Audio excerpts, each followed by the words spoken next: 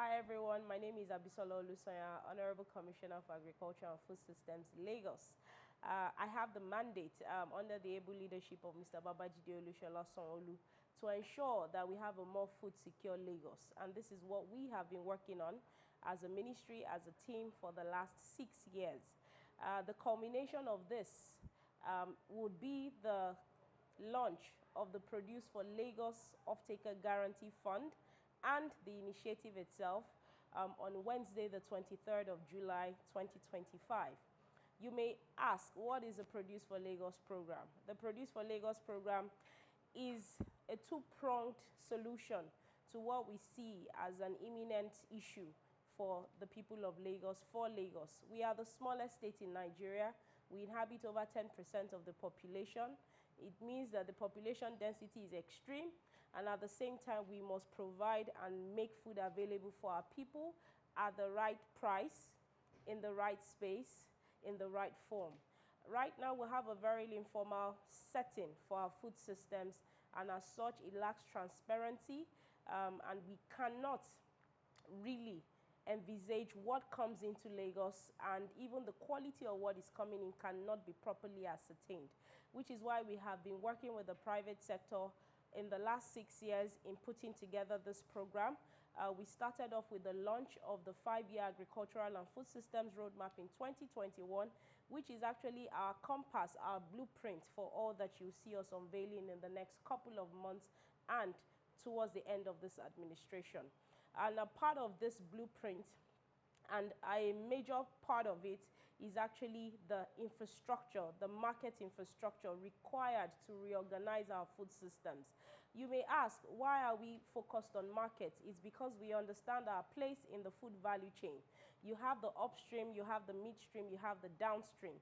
And we see that our place of competitive and comparative advantage is in midstream and downstream, particularly downstream, and that is as a result of our population.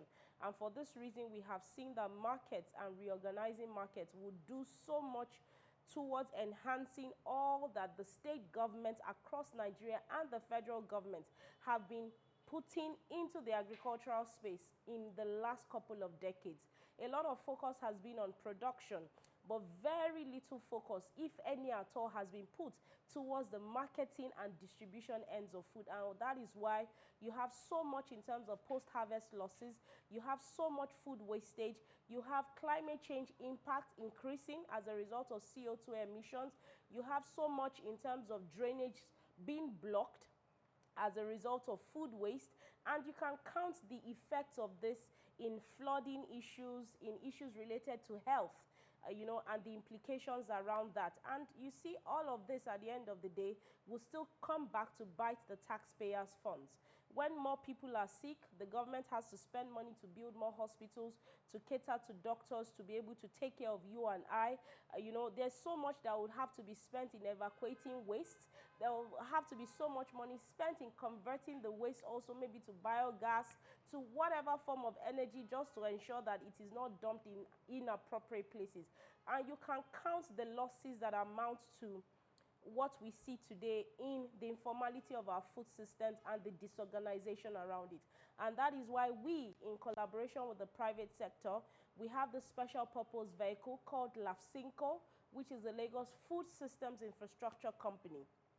This company is a collaboration between the government and private sector investors, and the idea around it is to ensure that we reorganize, we recalibrate, we restructure our markets and everything in between to ensure a more holistic system that delivers to you and I in the most seamless manner, in the most efficient manner, and in a way that benefits you and I. That is why we'll be unveiling this program on the 23rd, as I mentioned, and I hope that you and I, we would see the benefits, not just for now, but even for future generations to come. Mr. Babajide Olusola has worked ardently to ensure that this legacy is something that you and I will be proud of, and we would be more than willing to also showcase all that we have been working for all of these years, and to show you that we have been working for you and that we'll deliver on this mandate. This program is two-pronged. You have the Produce in Lagos and you have the Produce for Lagos. Produce in Lagos is what this ministry has actually been working ardently towards. You can see it in programs like the Onje Eco Farmer Subsidy Program, where we have supported farmers for so many years, subsidizing the cost of feed, under the Agricultural Value Chains Enterprise Activation Program, where we have been supporting farmers with inputs, supply and what have you. You see it in our Lagos Agric Scholars Program for our secondary school students, teaching them the rudimentaries around farming, around production, processing. You see it in the formation of our Lagos Agri-Innovation Club, which is a club for budding young entrepreneurs in the food system space, creating an ecosystem for collaboration, synergy, partnerships, and more importantly, funding.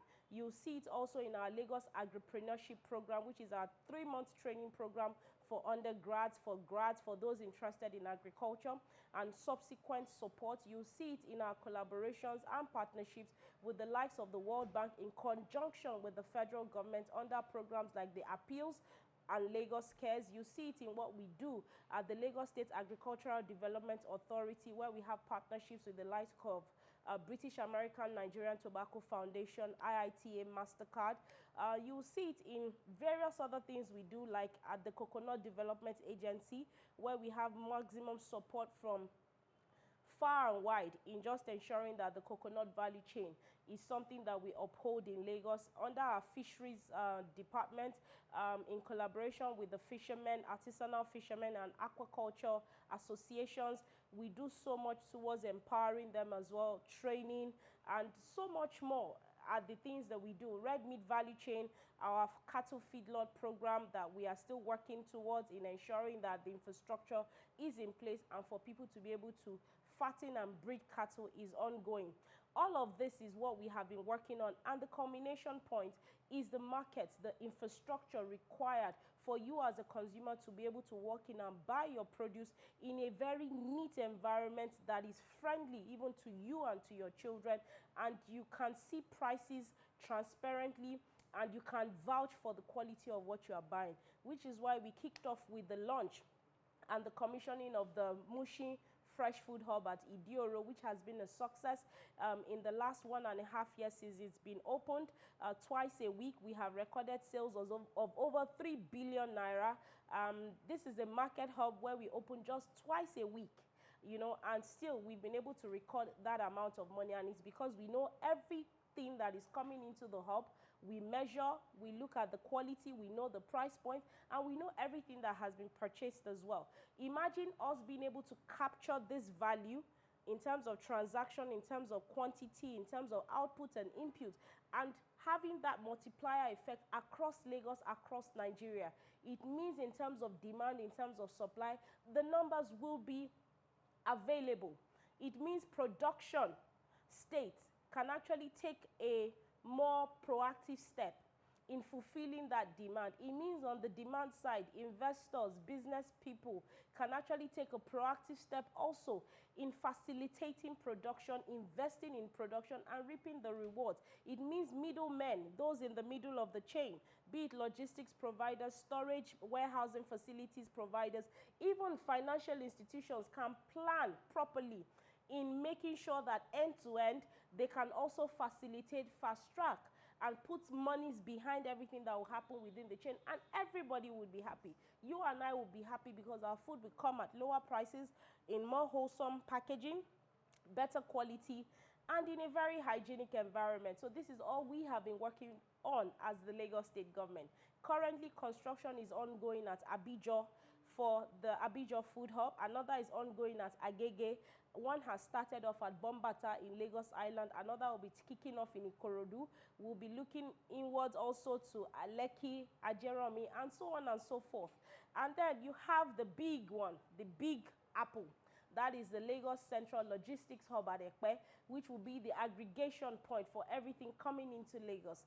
And the idea around this is for us to be able to see what is coming in, ascertain the quality, ensure that the right procedures have been carried out, ensure that standards, certifications, quality control is top-notch, and you and I will be better for it. This is what Mr. Babajide Olusola has dreamt of. He has put monies behind it, and we are seeing it come to light. So we hope that you join us on this journey to a more food sovereign Nigeria, to a more food secure Lagos. We believe partnerships are key, and this is why the Upcountry Partnerships, which is a Produce for Lagos program, where we'll be partnering with states like Niger, Kogi, Kwara, Ekiti, Oyo, Ondo, Osun, Taraba, Plateau, Benue. You can mention Enugu, Anambra. These are very important to us. We understand our place. We know how small our state is. We need access to lands. We need access to these farmers in these spaces. And we know that the several state governments have also invested so much in their agricultural sector. And so we believe that this partnerships, this linkage is crucial to our survival, to their survival. So join us on this journey as we unleash the Produce for Lagos program. And I believe that you and I will see the rewards for a very, very long time to come. Thank you.